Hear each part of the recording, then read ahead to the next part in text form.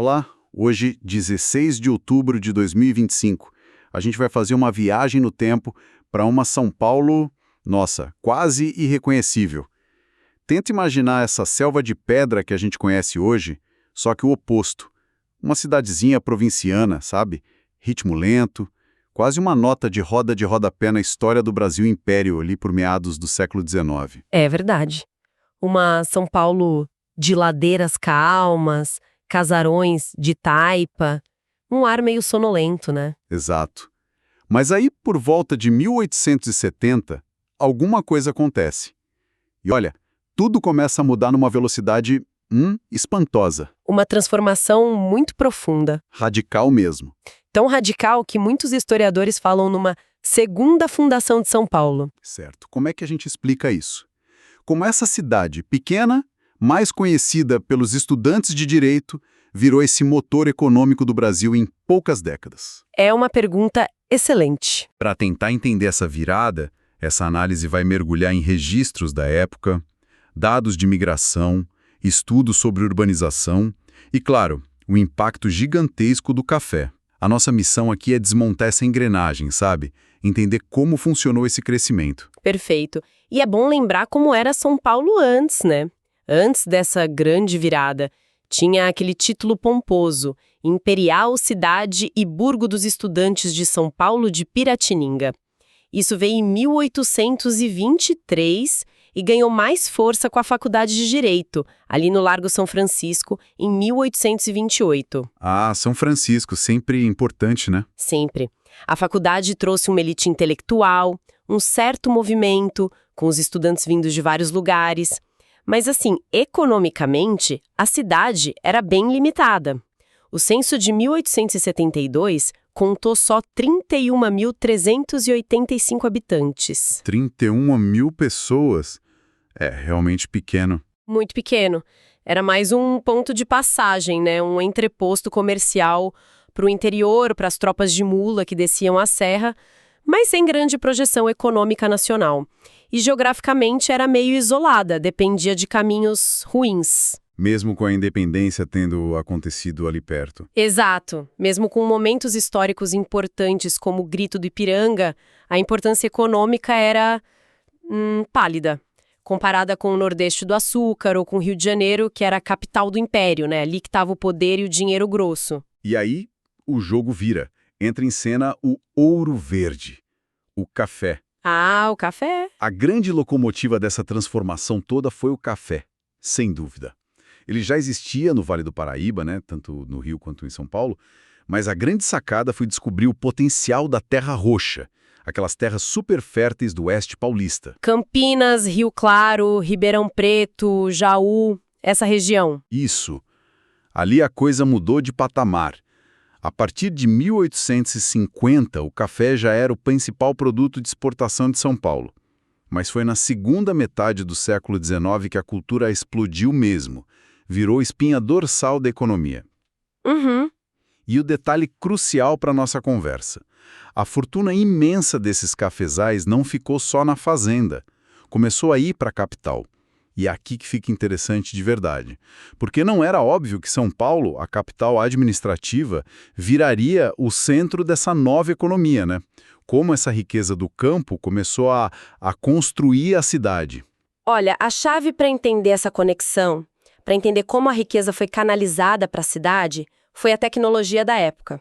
As ferrovias. Ah, claro, as ferrovias. Era impossível escoar milhões de sacas de café do interior até Santos só com mula, né?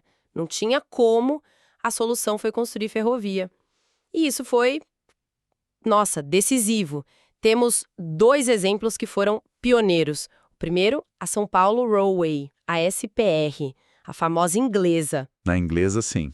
Inaugurada em 1867, uma obra de engenharia incrível para a época, principalmente para vencer a Serra do Mar, ligava Santos a Jundiaí. Mas o ponto central era a passagem por São Paulo. A cidade virou parada obrigatória. Uhum. E logo depois, em 1875, veio a Estrada de Ferro Sorocabana, o primeiro trecho dela, ligando a capital, a Sorocaba, abrindo caminho para o sudoeste do estado. Então, São Paulo vira um ponto de encontro das linhas. Exatamente. O impacto foi imediato. São Paulo deixou de ser só uma cidade no caminho para virar o grande nó ferroviário do estado. Se a gente pensar no quadro geral, as ferrovias não levavam só café. Levavam gente, mercadoria. Isso. Traziam o café para ser vendido e exportado por Santos, mas traziam também os fazendeiros, o dinheiro deles, a demanda deles por serviços, e levavam para o interior produtos, equipamentos, notícias e mão de obra. Essa centralidade logística fez de São Paulo o centro administrativo e financeiro dessa economia cafeeira toda. O poder econômico estava se concentrando ali. Faz todo sentido. A logística mandando no jogo. Mas, peraí, com tanto café e ferrovia funcionando, surge um problema. Quem ia trabalhar nisso tudo, nessas lavouras gigantes? Boa pergunta. Porque a produção de café precisava de muita, mas muita gente. Um exército de trabalhadores. E isso bem na hora que a escravidão estava acabando, né? A Lei Eusébio de Queiroz, de 1850, proibiu o tráfico. Ficou mais difícil e caro repor essa mão de obra. Sim, e vieram outras leis depois. Ventre livre, sexagenários. Até a Lei Áurea, em 1888. A elite do café ficou, imagino, desesperada por gente para a colheita. E a solução que eles viram foi trazer imigrantes da Europa. Foi a aposta deles. E o governo embarcou junto. E o governo provincial e depois republicano comprou a ideia. Pagando passagem, fazendo propaganda do Brasil. O resultado foi uma onda de imigração, nossa, gigantesca para a época. Os números são impressionantes, né? Sair de 30 mil habitantes em 72 para 240 mil em 1900 e meio milhão lá para 1920. É quase inacreditável, uma multiplicação explosiva mesmo. A cidade não só cresceu, ela se multiplicou várias vezes, muito rápido. E nesse fluxo todo, um grupo se destacou muito. Os italianos. As estimativas falam que São Paulo recebeu uns 70% de todos os italianos que vieram para o Brasil até os anos 1920. 70% é muita coisa. Muita coisa. Claro, vieram muitos portugueses, espanhóis, o segundo maior grupo, alemães, austríacos, sírio-libaneses, japoneses um pouco depois, mas a presença italiana foi maciça, deixou marcas profundas na cultura, na paisagem humana de São Paulo. E tem um lugar que simboliza isso, né? Tem. A Hospedaria dos Imigrantes é um símbolo muito forte desse processo. Começou improvisada no Bom Retiro, em 1882, mas logo ganhou um prédio enorme e definitivo, na Moca, em 1885. Na Moca. Isso. Era uma estrutura gigante para a época, para receber, alojar, documentar e encaminhar milhares de famílias que chegavam exaustas da viagem de navio. Era um centro de triagem mesmo, sabe? De distribuição da mão de obra que chegava. E para onde ia essa gente toda que passava pela hospedaria? Qual era o destino mais comum? Como eles entraram nessa São Paulo que estava fervilhando? Olha, o destino inicial, para a grande maioria, era o interior mesmo, as fazendas de café. Eram contratados no regime de colonato. Colonato. Como funcionava isso? Basicamente, a família recebia um pedaço de terra na fazenda com um número certo de pés de café para cuidar. Plantar, carpir, colher. Em troca, ganhavam um valor fixo por ano, geralmente baixo, e uma porcentagem da colheita. Podiam também plantar para subsistência ali no meio do café, criar uns bichos. No papel, parece interessante para quem vinha da Europa sem terra, né? No papel, sim. Mas a realidade, era muitas vezes bem dura. Jornadas de trabalho enormes, exaustivas, controle rígido dos administradores da fazenda e tinha um problema sério do endividamento. A dívida no armazém da fazenda. Exato, compravam fiado no armazém da própria fazenda, com preços altos. Virava um ciclo de dependência. E fora isso, tem muitos relatos de abuso, maus tratos, condições de trabalho muito ruins, quase servidão. A coisa ficou tão feia que deu problema na Europa. Levou aquele decreto Prinetti, 1902. O governo italiano proibiu a imigração subsidiada para o Brasil. Alegou que não tinha proteção para os seus cidadãos aqui. Quer dizer, a promessa da América muitas vezes virava um pesadelo no campo. Isso explica por que muita gente tentou outra coisa. Exatamente. Muitos ficavam frustrados com a vida na fazenda, endividados, ou só queriam uma chance melhor mesmo. Aí largavam o campo, depois de cumprir o contrato, às vezes até antes, e iam para cidades. Principalmente para a capital, para São Paulo. Ou já vinham com essa ideia, né? Também. Ou vinham encontrar parente que já estava na cidade. E aqui na capital, essa multidão de imigrantes virou a espinha dorsal da mão de obra urbana. Eles construíram a nova São Paulo literalmente. Mão na massa mesmo. Mão na massa. Na construção civil, abrindo rua, levantando prédio, botando trilho de bonde. Foram a base operária da indústria que estava começando com o dinheiro do café. Tem um dado de 1901 que é, uau, 90% dos operários de fábrica em São Paulo eram italianos. 90%. É impressionante. E fora da fábrica estavam em todo lugar. No comércio, de vendedor ambulante a dona de lojinha. Nos serviços, transporte, serviço doméstico, em tudo quanto é ofício artesanal. E essa concentração de gente começou a mudar o mapa da cidade. Formando os bairros, né? Dutos de imigrantes, muitas vezes agrupados por região de origem lá da Europa. Criaram aqueles bolsões com identidade étnica forte, com festa, dialeto, comida, associação. O fascinante aqui é ver essa dupla contribuição do imigrante, sabe? Dupla. Como assim? Por um lado, deram a força de trabalho barata e abundante que sustentou o café e a urbanização. Por outro, com o tempo, muitos mostraram uma capacidade incrível de empreender.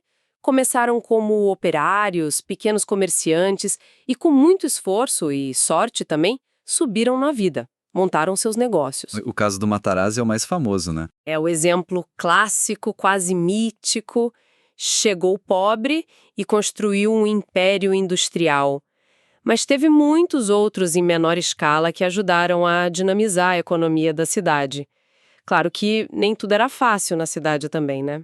Salário baixo, moradia ruim em cortiço lotado, as primeiras greves e tensões trabalhistas surgindo. Entendi. Então a gente tem o café gerando a grana no campo, as ferrovias ligando tudo e trazendo a operação para a capital, e a imigração dando a mão de obra para o campo e, cada vez mais, para a cidade.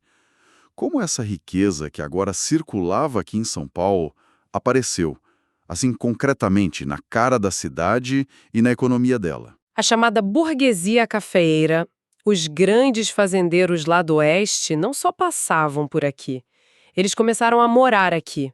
E, principalmente, a investir o lucro aqui.